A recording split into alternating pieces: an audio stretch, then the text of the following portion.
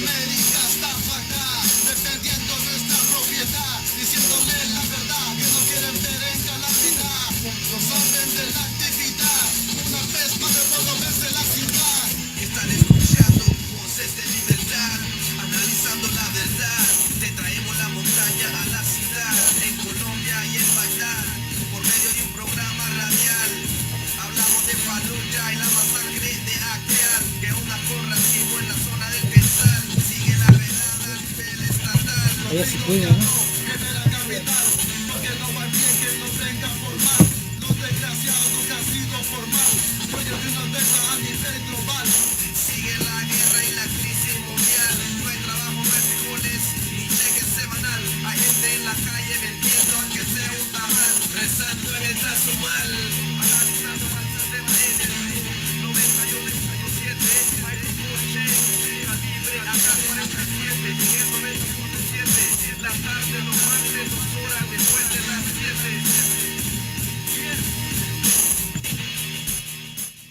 7. Y de eso pues vamos a platicar enseguida. Ya tenemos en la línea a Roberto, que es del Frente Nacional de Lucha por el Socialismo, y nos va a informar sobre lo sucedido apenas el día de hoy, ayer, ahí en la región de Río Florido, una región que está ubicado en la parte selvática de Chiapas, donde hay presencia, como mencionamos al principio, de grupos paramilitares, grupos que han cometido una serie de crímenes. Estás en sintonía de KPFK 90.7 FM Los Ángeles, 98.7 FM Santa Bárbara, también en San Diego y en China Lake. Roberto, buenas noches. Muy buenas noches. Pues gracias por tomar la llamada. A ver, infórmanos, por favor, qué es lo que está pasando, cuál es la situación, cómo se da la desaparición. Danos un panorama de lo que ha sucedido con esa persona que es miembro de la organización a la que perteneces. Bueno, pues, muchas gracias por el espacio que nos dan. Un saludo a todos aquellos que nos están escuchando. Saludos desde aquí, del estado de Chiapas, México, un estado fronterizo con Guatemala. Prácticamente Chiapas se ubica en la región sureste de México. Y decirte que como Frente Nacional de Lucha por el Socialismo tenemos presencia en los estados de Chiapas, Veracruz, Hidalgo, Puebla, Michoacán, en el estado de México, la Ciudad de México también. Y pues a lo largo ya de varios años hemos denunciado casos de desaparición forzada en el país. Ahora tenemos un cálculo, no un registro, ¿verdad?, de las víctimas a nivel nacional, pero sí un cálculo de más de 350,000 casos de desaparición forzada a nivel nacional. Ya a lo largo de los sexenios, últimos tres sexenios, que es los últimos 3 sexenios donde aumentan los casos de desaparición forzada, es decir, en el gobierno de Vicente Fox Quesada, del 2000 al 2006, del 2006 al 2012, con el gobierno de Felipe Calderón, que por cierto, uno de sus funcionarios hoy en país vecino, Estados Unidos, ha sido juzgado y ha sido condenado por sus vínculos con el narcotráfico, con la delincuencia organizada, ¿no? El funcionario que se mantuvo en esos 2 sexenios panistas, pero que sin embargo no se le juzga por crímenes de lesa humanidad. Principalmente el gobierno de Vicente Fox Quesada, particularmente el de Felipe Calderón Hinojosa, en el año 2006 a 2012, es que hubo un aumento de las desapariciones forzadas. En el momento en que el gobierno de Calderón en ese entonces declara la guerra contra la delincuencia organizada, empiezan los casos de desaparición forzada, el aumento de las ejecuciones extrajudiciales y crímenes que hasta la fecha continúan, ¿verdad? A pesar de que volvió el PRI en el 2002, el 2018, hoy tenemos o hay aquí un gobierno que dice ser un gobierno del pueblo, que respeta los derechos humanos, dice que no hay presos políticos, que eso es cosa del pasado. Le echa la culpa o señala a los gobiernos anteriores como gobiernos neoliberales. Pero finalmente, en los hechos, en la realidad que vivimos en México, es contrario el discurso del gobierno de López Obrador. En varios casos, un centenar de casos que se han dado de desaparición forzada, de ejecución extrajudicial contra activistas, particularmente a inicios de este sexenio. Pero, por otro lado, a pesar de que en los medios no se da a conocer esos crímenes, la existencia de esos crímenes, en el sentido de que hay continuidad en una política represiva, una política que deja nuevos casos de desaparición forzada, de ejecución extrajudicial, a pesar de que los medios no se conocen, en la realidad sí existe. Y uno de esos casos es el de nuestro compañero Daniel Gómez Santos, desaparecido de manera forzada el domingo 26 de febrero, alrededor de las 2:30 de la tarde, en una comunidad que se llama Santa Rita. Es una comunidad perteneciente a un municipio que se conoce como Cocingo. Es decir, el compañero Daniel estaba allí en una reunión y posteriormente, unos minutos después, llega un grupo paramilitar que lo conocemos como el grupo de los Tetules. Así es como lo conocen en esta región. Los Tetules, 16 hombres de ellos, bajan de una camioneta blanca, bajan a detener inmediatamente a nuestro compañero, que se encontraba en una reunión ahí convocada por los comuneros, ¿verdad?, por campesinos. Después de ese tiempo, desde el 26 por la tarde, es que sabemos quién lo detuvo, quiénes lo detuvieron, sabemos que fue el grupo paramilitar Los Tetules, pero hoy no sabemos en qué condición está, exactamente dónde está, y es por esa razón que desde el 26 y particularmente ayer, desde la mañana, empezamos una serie de actividades de denuncia, actividades políticas en varios municipios de Chiapas y varios estados de la República donde tenemos presencia, para exigir, en este caso, al gobierno mexicano que presenten con vida a nuestro compañero. Es un compañero de 54 años de edad, es campesino, es hablante cheltal, y bueno, hasta ¿Cómo ahora fue Roberto, cuando levantan al compañero, lo levantan con lujo de violencia? ¿Hubo golpes? ¿Qué situación se dio ahí entre la reunión? ¿Hubo más personas detenidas? ¿Fue el único? ¿Tienen alguna idea de hacia dónde fue conducido y cuál ha sido la respuesta, en este caso del gobierno de Chiapas, que está encabezado por quién, que es de Morena? Si nos das el nombre también, por favor, si es que ha habido alguna respuesta. Entonces, esos aspectos, ¿hubo lujo de violencia? ¿Hubo golpes o algo? ¿Alguien más fue detenido?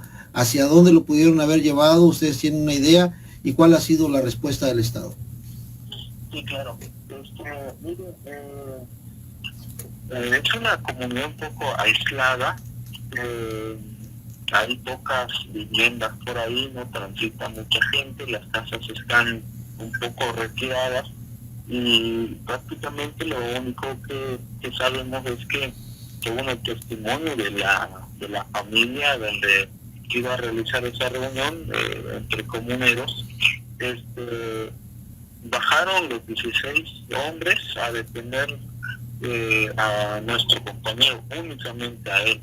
Es decir, seguramente ya lo habían avisado, le estaban dando seguimiento seguramente, o alguien le avisó que iba a estar en esa comunidad, sí, con palabras altisonantes. Hasta ahorita no nos han referido de que haya sido a golpes, pero seguramente en el ¿Iban armados? curso, ¿Iban armados? algunos de ellos iban armados, algunos de ellos.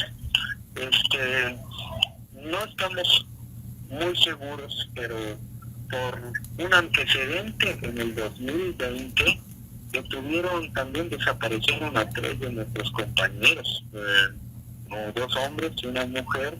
Justamente fueron vistos el grupo paramilitar como los autores materiales, y en ese momento fue el delegado de gobierno quien nos aseguró que nuestros 3 compañeros en junio de 2020 estaban allí en el campamento del grupo paramilitar. Entonces, existe la posibilidad de que si ellos detuvieron en esta ocasión a Daniel, posiblemente estén también en este campamento paramilitar. Sin embargo, no tenemos ninguna certeza de esa situación. ¿Cuál ha sido la respuesta hoy del gobierno de Chiapas? Pues ha sido negligente, ha sido omiso a nuestra exigencia.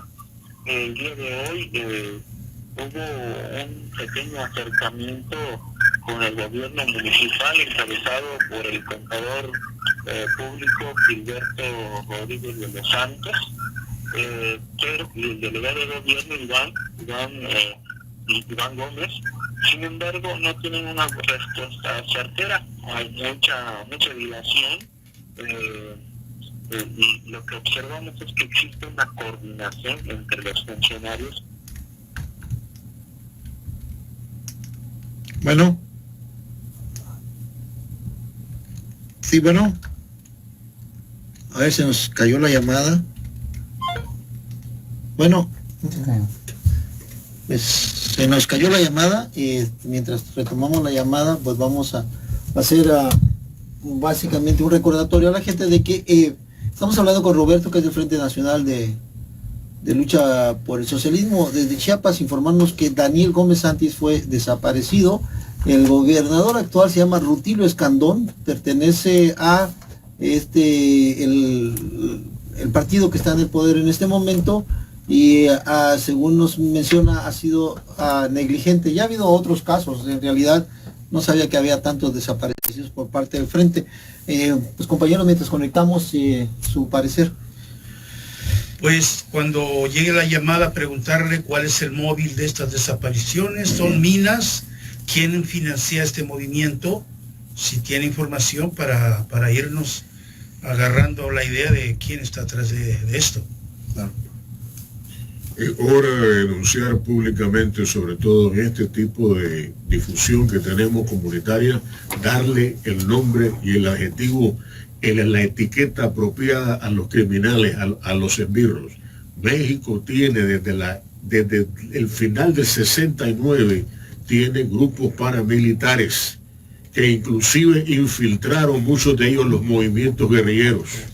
Hay algunos que dicen que en México no hay guerrilla. Por supuesto que hay guerrilla. México fue el útero de donde salieron las grandes revoluciones del siglo XX, incluyendo la de mi propia patria, la de Cuba. Bueno, continuamos. Claro, sí. Agustín, ¿quieres alguna pregunta o un comentario? Ya está. Pues denunciar aquí es KPFK, la misión que tiene hacer ese tipo de denuncias. Pues valga la redundancia, por favor apoyen este trabajo de los compañeros que están allá sufriendo la represión, pues apoyarlos, ¿verdad? Por supuesto, hacer la denuncia. María, ¿tienes alguna pregunta o un comentario?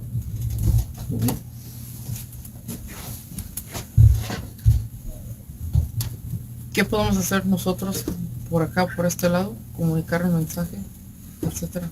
O cualquier otro apoyo o acción. Perfecto, muy bien. Entonces la pregunta, Daniel, era, bueno, a ver, Roberto, tenemos algunas preguntas. Uno, María pregunta qué se puede hacer, y Daniel tiene otras preguntas. ¿Don Daniel, por favor? Sí, que si el móvil de estas desapariciones son minas o quién financia estos grupos. ¿Quién financia estos grupos? ¿Cuál es el móvil de esto? Ajá, bueno, la primera pregunta me la puede repetir.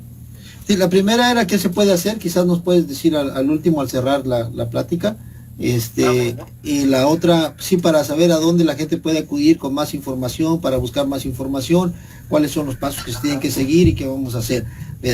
Otra de las preguntas que hacía Daniel, pues bueno, era quién financia y el móvil, ¿verdad? ¿El móvil son minas o qué? Ajá. Los casos que tenemos son eminentemente políticos. Es por razones políticas. Recordemos que tanto en el mundo como en nuestro país, aquí en México, hablar de socialismo, luchar por el socialismo, estar organizados, pues hay una política del gobierno de criminalizar la protesta, la organización de los pueblos, para evitar precisamente que se organicen y puedan defender sus propios intereses, luchar, por ejemplo, contra la explotación, contra la opresión y, por supuesto, resistir ante proyectos de todo tipo, proyectos mineros, proyectos petroleros, proyectos de hidroeléctricos, que finalmente despoja a los pueblos de sus tierras, ¿verdad? Sin embargo, acá hay una particularidad también que creo es importante señalar. El gobierno tiene un discurso de que en México ya no hay necesidad de que los trabajadores se organizan porque hay ahora un gobierno que dice representar al pueblo y que ya no hay necesidad de organizarse. Entonces, en ese sentido, al menos lo que hemos visto, lo que hemos sido testigos a lo largo ya de 4 años de este gobierno, que no es privativo de este gobierno, ¿verdad? Hay una política de los gobiernos en turno que van en contra de las organizaciones de carácter independiente, es decir, nosotros no dependemos del Estado, no nos financia ningún partido político, ningún funcionario, ninguna estructura del gobierno. Y eso el gobierno, en tanto que se da cuenta de que estamos organizados de forma independiente, instrumenta diversas formas para acabar con la organización a través de crímenes. Y estos crímenes en muchas ocasiones son cometidos ya sea por fuerzas policíacas militares o en su caso por paramilitares. ¿Qué sabemos de este grupo paramilitar, los Tetules? De que sí hay, por un lado, en un principio, digamos, hay un respaldo político. Se les provee de impunidad, de inmunidad, porque pueden cometer los crímenes en contra nuestra, pueden agredirnos, pueden realizar los disparos a las comunidades, en este caso Río Florido, el Carrizal, y no pasa nada. Las autoridades no actúan. La policía, el ejército, puede estar patrullando esa zona sobre la carretera y no pasa nada. No actúan en contra de ellos porque hay un consentimiento para que actúen en contra de nosotros. Sin embargo, también a ellos, al grupo paramilitar, les da facilidades para que ellos tengan vivienda, que ellos tengan escuelas, que ellos tengan infraestructura que les permita asentarse con mucha más fuerza en el lugar de su campamento. Lo último, algunos de los datos de este sexenio es que el grupo paramilitar fue beneficiado de una rifa que realizó el presidente de la República. Le llamaron el cachito presidencial, cachito del avión presidencial. Oh, sí. Recordamos muchos que todavía lo siguen vendiendo a propósito, ¿no? Ajá, fueron beneficiados por ese cachito con 20 millones de pesos al grupo paramilitar. De ese avión, de ese boleto del avión presidencial, al interior de este grupo paramilitar hubo una división interna porque algunos quieren seguir manteniendo su agresión en contra de las comunidades del FMLS y otra parte dice no, ya no agredamos, ya no asesinemos, construyamos una escuela, construyamos nuestra infraestructura, nuestra casa. Hubo una división, el que quiere mantener la agresión desplazó al otro grupo, finalmente se quedaron aún más consolidados y hoy hay un vínculo entre el gobierno municipal, hasta donde nos hemos dado cuenta, el gobierno municipal del grupo paramilitar. Por supuesto que a través de ellos sí pueden realizar financiamiento. Bueno, ahora una cuestión, ¿existe algún vínculo con grupos de la mafia? Es decir, ¿de alguna forma se ha percibido o solamente, mayormente con la cuestión del gobierno? ¿Alguna ONG? Algunas otras organizaciones, por ejemplo, o ONGs. Por ejemplo, Daniel pregunta si existe alguna relación con alguna ONG, por ejemplo, o, bueno, yo preguntaba sobre grupos de la mafia en ese sentido, y también, ¿tienen una idea de cuántas personas pertenecen a este grupo? Son como alrededor de 50 familias. Lo que sabemos es que es casi a nivel, hasta ahorita lo que nos hemos dado cuenta es a nivel municipal.